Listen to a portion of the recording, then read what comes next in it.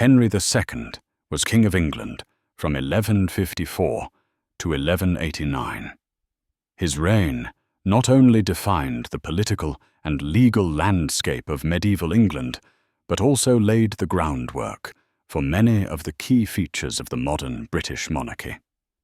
Known for his administrative reforms, legal innovations, and extensive territorial acquisitions, Henry II's reign represented a remarkable period of consolidation, governance, and challenge to both his family and his subjects.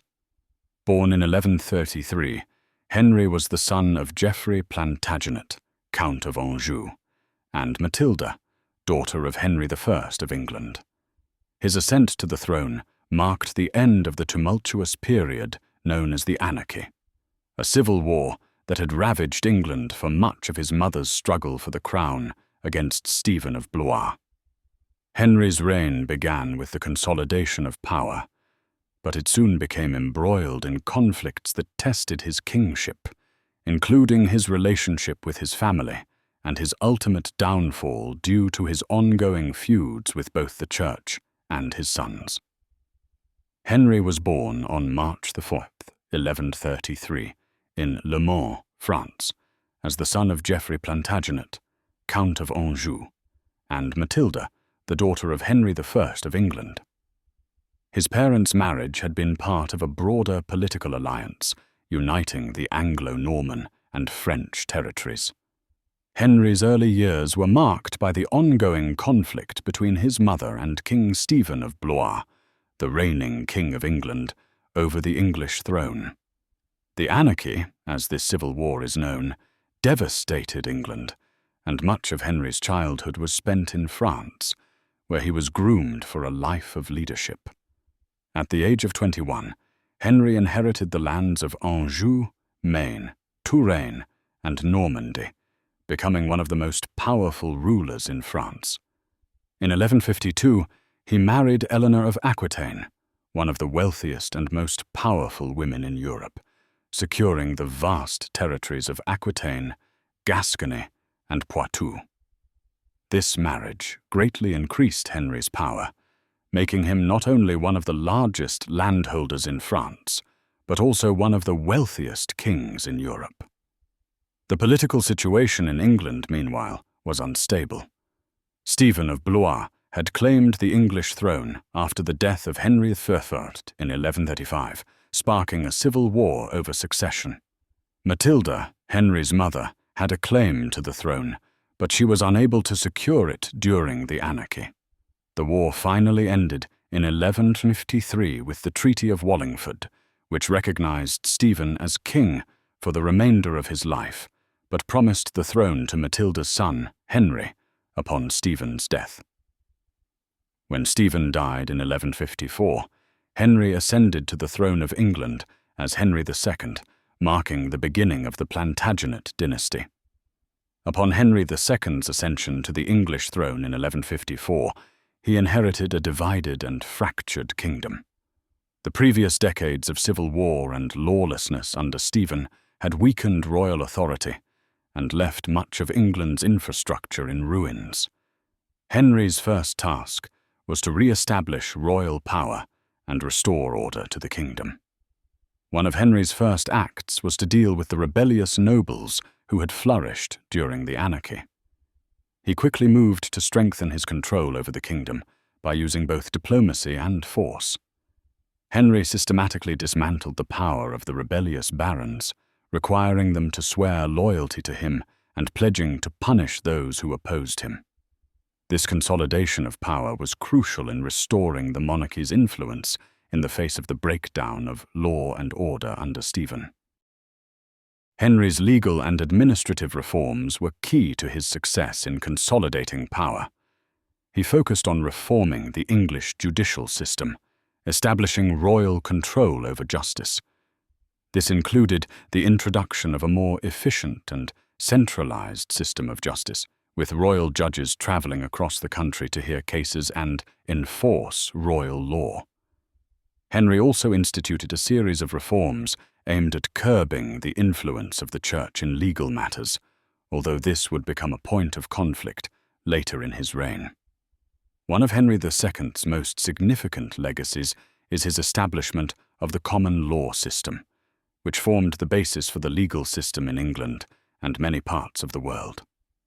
The foundation of the common law was laid through the establishment of royal courts that were responsible for interpreting and enforcing laws. These courts were designed to create uniformity in legal decisions and ensure that justice was administered according to royal law rather than local customs or the whims of individual barons.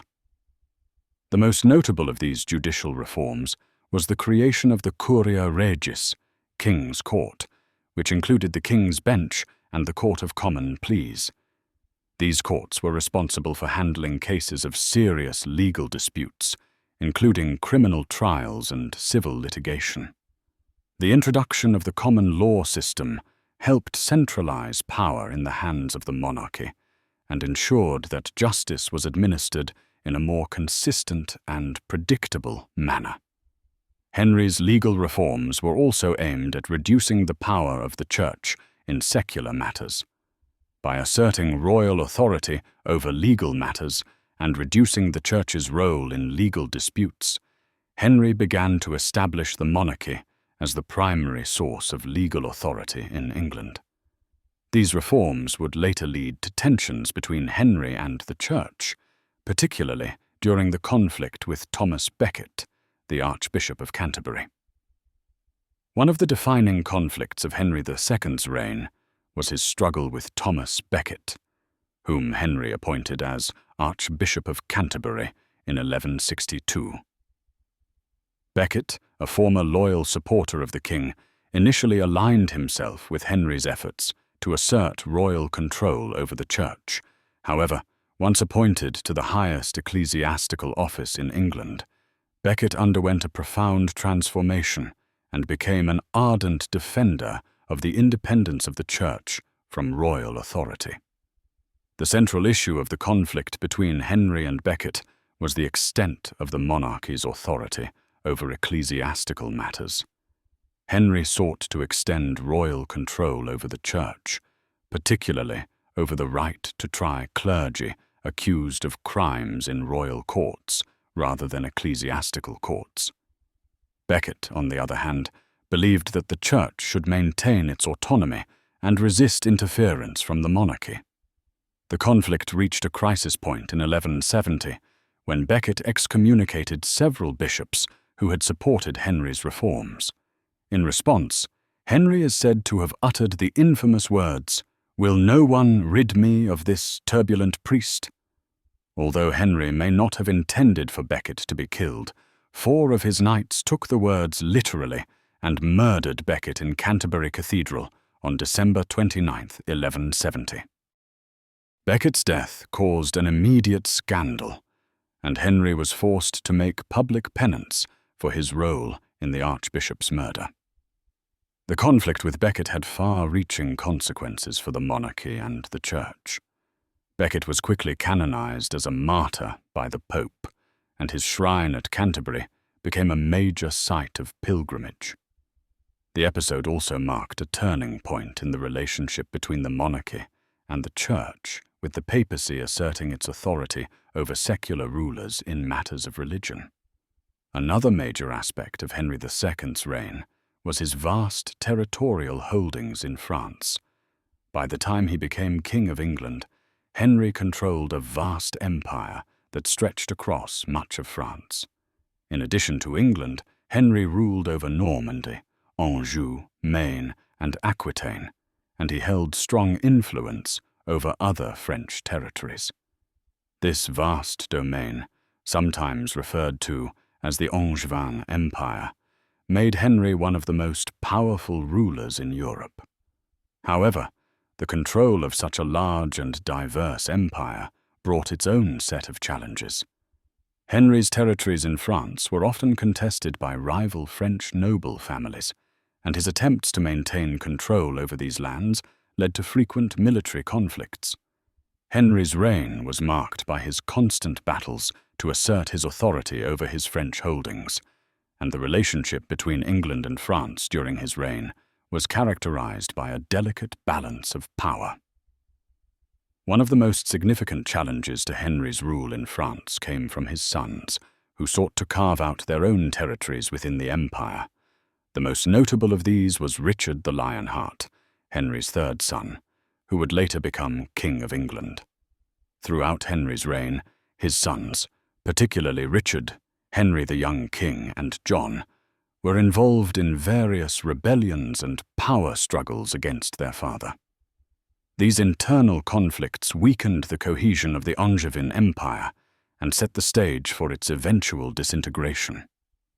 Henry II's reign had a profound and lasting impact on England and the wider medieval world.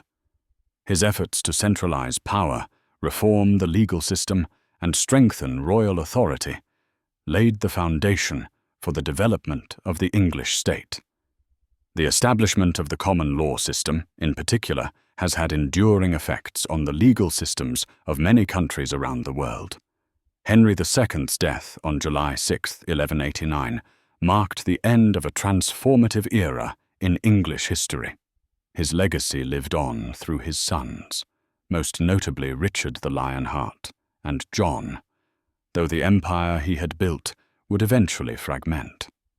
Nonetheless, Henry's reign remains a defining moment in the history of England, one that shaped the monarchy, the legal system, and the relationship between the crown and the church.